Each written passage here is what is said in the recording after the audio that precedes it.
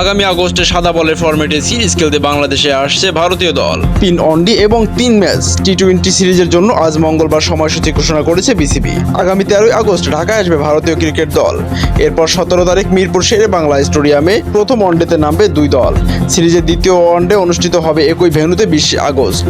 এরপর 2 দল শেষ ওয়ানডে খেলতে পাড়ি জমাবে বন্দরনগরী চট্টগ্রামে। ওয়ানডে শেষে প্রথম টি-20তে 26 আগস্ট মাঠে নামবে 2 দল। এই ম্যাচের ভেন্যু চট্টগ্রাম বীরশ্রেষ্ঠ শহীদ flight lieutenant Motiur Rahman stadium, সাবেক জহুর আহমেদ চৌধুরী স্টেডিয়াম। এরপর সিরিজের দ্বিতীয় এবং শেষ টি-20 হবে মিরপুর শেরে বাংলা মাঠে।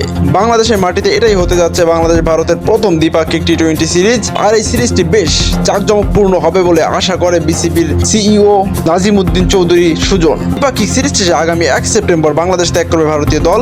2 দেশের সিরিজের তারিখ জানা গেলেও ম্যাচ শুরুর সময় এখনও নিশ্চিত করা হয়নি।